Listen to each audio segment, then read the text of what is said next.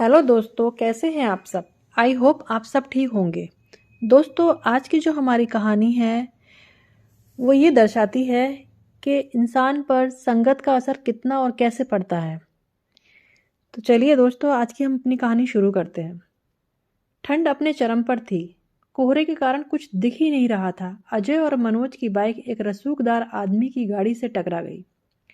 रसूखदार ने पहले तो अच्छे से तोड़ा। पहले तमाचे में ही पतलून गीली हो गई। बाइक तीसरा दोस्त ले गया। मनोज और अजय मुश्किल से अपनी जान बचाकर भागे और अपने तीसरी मंजिल के फ्लैट में पहुंचे। अमन बाइक लेकर आया और अपनी सफाई पेश करने लगा। मैं भागा नहीं था, मैं तो एक तरफ खड़ा था। वो तुम्हें पुलिस में देने की बात कह रहे थे। मैं वहां से इसलिए भागा था कि अगर तुम दोनों को थाने जाना पड़ा तो बाहर रहकर मैं कुछ उपाय करूंगा। मुझे कुछ समझ नहीं आ रहा था और मैंने अभी थोड़ी देर पहले मनोज तुम्हारे बाबूजी को कॉल कर दिया। पागल है, बाबूजी नहीं छोड़ेंगे। दहशत में मनोज ने अपना फोन निकाला। लंबी सांस ली। शुक्र है कि बैटरी लो है। राहुल ने अपनी गलती मानी, कहा मुझे लगा कि तुम लोगों को पुलिस नहीं छोड़ेगी। मनोज डरा हुआ था। बोला घर में हड़कंप मची होगी। नींद नहीं आ रही थी। रजाई की गर्माहट भी मनोज के भय को कम नहीं कर पा रही थी। अम्मा ने दम साध लिया होगा। आदत के अनुसार बाबूजी ने अम्मा को दोषी माना होगा और भेजो मनोज को बाहर, बर्बाद हो गया। पुलिस उसकी चमड़ी उतार ले तो मैं शांति पाऊं। अम्मा निशब्द होंगी। फिर कुछ देर बाद बोली होंगी, राहुल और अजय ने बर्बाद किया, वरना मनोज ऐसा नहीं था। यही शरीफ है, बाकी सब बदमाश। अम्मा बाबूजी की जरह देख दोनों बहनों ने विविधता दिखाई होगी। बाबूजी, मनोज का फोन नहीं लग रहा है। अजय के पापा से बात करो। बाबूजी ने अजय के पापा को कॉल किया होगा। ये दोनों पिता मिलकर अब पता नहीं क्या करने वाले होंगे। मनोज भयभीत है, पर भूख भयभीत होना नहीं जानती। भोजन की हो, देह की हो, पैसे की हो, मान प्रतिष्ठा की हो, भूख बहुत बड़ा सत्य है। मनोज जैसे बेसुध में बुदबुदा रहा था। इतना जलील होना पड़ा, पूरा शरीर दर्द से टूट रहा है, फिर भी भूख लग रही है। अजय बोला आज रविवार है, टिफिन सेंटर से खाना नहीं आया और घर में बिस्किट भी नहीं है। अम्मा खाने का कितना प्रबंध करती थी। अम्मा को याद करके मनोज की आंखें भर आईं। कुछ दिन पहले तक वो एक कुशाग्र बुद्धि का लड़का हुआ करता था। घर और स्कूल उसकी दुनिया थी। लड़कियों को सीटी मारने वाले सहपाठी हंसते, मनोज तुम पप्पू हो, दुनियादारी सीखो। अपनी सरलता में वो अम्मा से दुनियादारी का अर्थ पूछता। अम्मा 3 पुत्रियों के बाद जन्मे इकलौते पुत्र के केस सहलाने लगती। दुनियादारी बड़े होकर अपने आप आ जाती है। तुम तो खूब पढ़ो। खूब पढ़ा। 12वीं में 85% लाकर अम्मा बाबूजी को गौरव से भर दिया। स्टूडेंट बाहर पढ़ने जा रहे हैं। अजय और राहुल भी। मैं भी बाहर पढ़ने जाऊंगा। अम्मा की धड़कन हलक में। मनोज, मैं तुम्हारे बिना नहीं रह सकती। यहीं पढ़ो, अपनी दुकान ही तो संभालनी है। कौन सा लंदन घूमना है। दुकान काका मिष्ठान भंडार। मनोज को अपने भीतर चीकट बनियान वाला हलवाई नजर आया। वो काका, दादाजी, फिर बाबूजी की तरह चीकट बनियान, काला पजामा पहनकर, घी तेल के बास मारती देह संभाले आंच के सम्मुख बैठकर कढ़ाई के खौलते तेल में समोसे और इमरती तल रहा है। इस छोटे शहर में तमाम रेस्टोरेंट खुल गए हैं, लेकिन कुछ बेंच और मेजों वाले काका मिष्ठान भंडार की इमरती, लवंगता, बेसन के लड्डू, समोसे और खोए की काली जलेबी का स्वाद लोगों को आज भी ऐसे भाता है कि रात 8 बजे तक बाबूजी को ऐलान करना पड़ता है, समोसे खत्म। दुकान की आय से 2 बड़ी पुत्रियों के अच्छे दर्जे के विवाह हुए। अब चंचल की विवाह की तैयारी है, लेकिन दुकान की चीकट स्थिति आय के आंकड़े इस कारगर तरीके से छुपाती है। आयकर विक्रयकर विभाग को कल्पना भी नहीं है। आय प्रति माह 2 लाख से ऊपर जाती है। अम्मा की चीकट प्रस्ताव पर मनोज को मानहानि जैसा फील आया। अम्मा, मैं खुद को भट्टी और कढ़ाई में नहीं झोंक सकता। बाबूजी निदान पर आए। तुम्हारे लिए शानदार रेस्टोरेंट बनवाऊंगा। मैं काका मिष्ठान भंडार संभाल लूंगा, तुम रेस्टोरेंट में मैनेजरी करोगे। अभी तो मुझे सिर्फ और सिर्फ पढ़ना है। कसवाई कच्चापन लेकर मनोज महानगर के माहौल में उतरा। घर याद आता, अम्मा बहुत याद आती हैं। साथ आए अजय और राहुल को आज़ादी मनाते देखता तो हैरान हो जाता। तुम लोगों को घर की याद नहीं आती? राहुल उसे व्यंग्यात्मक रूप से देख रहा है। स्पून फीडिंग कराकर तुम्हारी अम्मा ने तुम्हें पप्पू बना दिया है। अम्मा की याद में दुबरा गए हो। चलो मूवी दिखा लाता हूँ। मंगलवार को ही देखी थी। तुम कर क्या रहे हो? अजय ने पुचकारा। एडजस्ट हो रहे हैं। तुम एडजस्ट नहीं हो पा रहे हो, लेकिन पौथन्ना पड़ना है। रिजल्ट बिगड़ा तो बाबूजी वापस बुला लेंगे। मैं चिकट बनियान पहनकर सुबह से खोया औटाता हुआ पाया जाऊंगा। रिजल्ट बनेगा तब भी खोया ही औटाओगे। काका मिष्ठान भंडार तुम्हारी राह तक रहा है। मेरे कलेजे तुम पढ़ो। हम दोनों जरा थोड़ी बेवकूफ़ी करके आते हैं। तुम्हारा थोबड़ा देखकर उग गए हैं। मूवी देखेंगे तो तबीयत हल्की हो जाएगी। मनोज ने विरोध किया। तुम दोनों बिगड़ गए हो। हमें बिगड़ने दो। तुम अपने बाबूजी का ऑर्डर फॉलो करो। एक कप चाय भी पियो तो उसका खर्च डायरी में नोट करो। मासिक बजट और पढ़ने का टाइम टेबल बनाओ। परदेश में हो, लूटने वाले संगी साथियों से सावधान रहना। राहुल ने बाबूजी का ऐसा अभिनय किया, मनोज हंसी न रोक सका। मेरे बाबूजी को बख्श दो यार। राहुल नई जीन्स पहनकर तैयार हो गया। मनोज ने तत्काल पूछा, कब खरीदी? चुराई है। कब? पिछले हफ्ते। तुम दोनों भी तो थे। मैंने ट्रायल रूम में 6-7 जीन्सों का ट्रायल लिया। इस जीन्स के ऊपर अपना ट्राउज़र पहना और बाकी दुकान वाले के सामने रख दी कि फिटिंग नहीं जम रही है। अजय ने प्रशंसा से देखा। मैं मोजे, तौलिए, चॉकलेट जैसी छोटी चीज़ें ही चुराता हूँ। राहुल, तुमने तो जीन्स चुरा ली। मनोज का कस्बाई कच्चापन। चोरी बुरी बात है। इसे चोरी नहीं कहते, मौज मस्ती कहते हैं। टुच्चे हो, इतने बड़े शहर में कौन जानता है कि हम इज्जतदार बाप की औलाद हैं? मनोज ने कहा, डंडे पड़ेंगे। राहुल की शातिर हंसी। डंडे पड़ने से नज़र खुलती है, सेल्फ कॉन्फिडेंस हाई होता है। डंडे खाकर लोग नेता बन जाते हैं। कोई नहीं पूछता क्या करतूत की थी। सुन मनोज, मैंने तो केवल जीन्स चुराई है। दुकान वाला तो लाखों का टैक्स चोरी करता होगा। राहुल ने अजय के कंधे ठोके। तुम्हारे पापा की भी तो गवर्नमेंट शॉप है। मैंने कब कहा कि मेरे बापू दूध के धुले हैं? अब मनोज मुश्किल में था, क्योंकि उसके मिष्ठान भंडार में भी टैक्स चोरी होती थी। बहकने वाली उम्र अधिक नहीं सोचने देती। दिल और दिमाग की लड़ाई, बदलाव की जरूरत महसूस होने लगी। वस्त्र विन्यास, केश विन्यास, चाल चलन, व्यवहार आचरण, चेहरे चरित्र में बदलाव लाते हुए वो पूरी तरह बदल गया। दीपावली पर घर आया मनोज दूसरे लोक का वासी जान पड़ता था। चतुर चेहरा, बड़बोली बातें, चपल चाल ढाल, मशरूम कट बाल, कानों में बालियां, जीन्स और टी शर्ट। बहन ने देखकर विकृत मुद्रा बनाई। बाबूजी, मनोज ये क्या धजा बनाए हो? भगवान ने भली सूरत दी है। बाबूजी ये लेटेस्ट है। मैं मूछें नहीं हटाना चाहता था। लड़के दादू लैंड का वासी कहकर चिढ़ाने लगे तो हटाना पड़ा। बघेलखंड में लड़के को दादू कहते हैं। फैशन पढ़ाई चौपट कर देगा।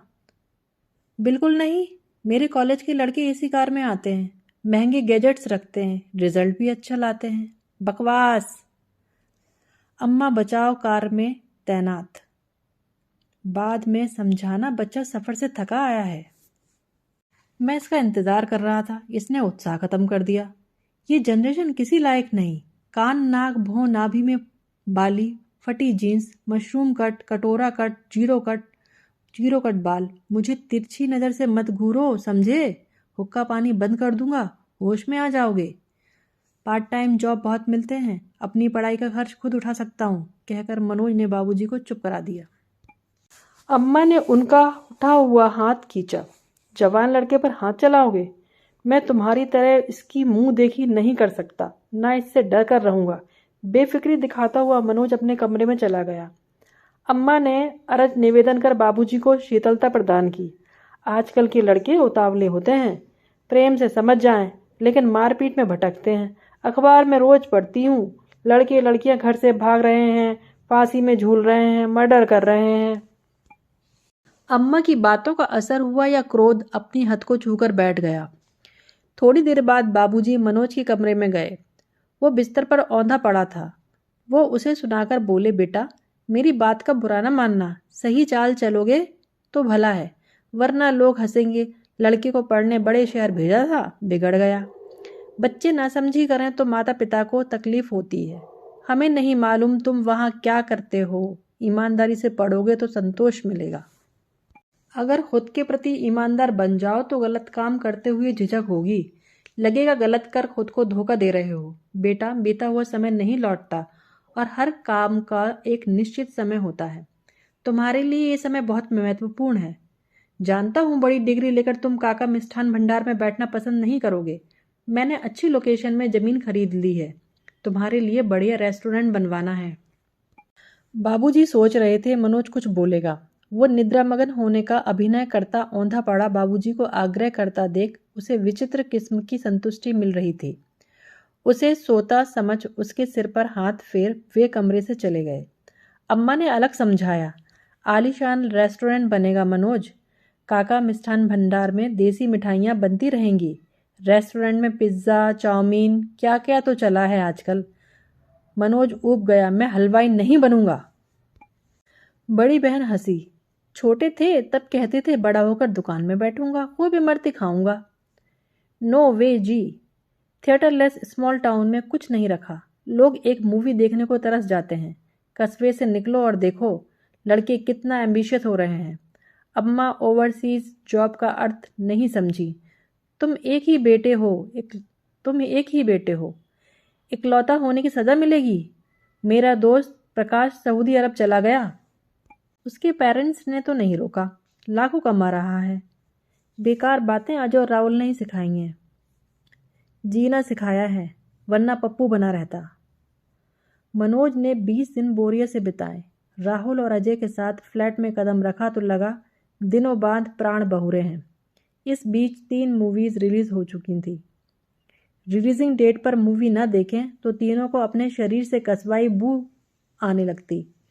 मनोज ने अपने गृह प्रवेश का सार कहा। बाबूजी ने हुक्का पानी बंद करने की धमकी दी है। राहुल ने उसे दया से देखा। मेरा भी यही हाल है। मैंने कहा पापा पेट्रोल से लेकर प्याज तक हर चीज़ के दाम बढ़ गए हैं, मेरे भी 1000-2000 बढ़ा दो। तो कहते हैं मूवी देखने के लिए मैं एक पाई नहीं दूंगा। पढ़ने गए हो, नायक बनने नहीं। अजय ने मनोबल न गिरने दिया। बोला बाप लोग हमसे बड़े चालबाज हैं, ना जाने कैसे जान लेते हैं कि हम बहुत मूवी देखते हैं। मनोज बोला मूवी में हम बहुत पैसे बर्बाद करते हैं, टिफ़िन ना आए तो फाके करने पड़ेंगे। राहुल ने ब्लास्ट किया, फ्री में देखेंगे। कैसे? दोनों एक साथ बोले।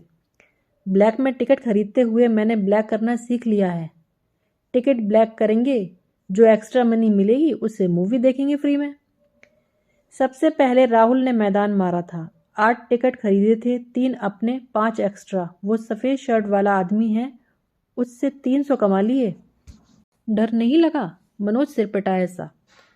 लोगों के पास पैसा है, फेंकते हैं। मैंने ज़बरदस्ती टिकट नहीं बेचे, राहुल ने कहा। मनोज पहली बार टिकट ब्लैक करते हुए साहस खो रहा था। टिकट न मिलने से 4 लड़कियां एक और खड़ी थीं।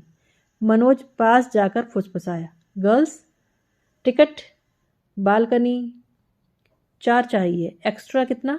250। फिर तो मनोज पेशेवर दबी आवाज़ में सर टिकट एक्स्ट्रा मैम कहते हुए ब्लैक करने लगा। मनोज ने नहीं सोचा कि अशुभ इसी धरा पर घटता है और लपेटे में मनुष्य ही आते हैं। ब्लैक में टिकट खरीदने वाला व्यक्ति रसूखदार निकला। प्रति टिकट 50 रुपये अतिरिक्त दे रहा था। राहुल 70 पर अड़ा था। रसूखदार ने सहसा राहुल की कॉलर पकड़ ली। उसके साथ खड़ी स्त्री डर गई। कॉलर छोड़ो, क्या करते हो? रसूख वाला बहशी हो रहा था। लोग लाइन में लगकर समय खराब करते हैं और पता चलता है कि टिकट खत्म। लड़कों ने धंधा बना लिया है, एक्स्ट्रा टिकट खरीद लेते हैं फिर ब्लैक करते हैं।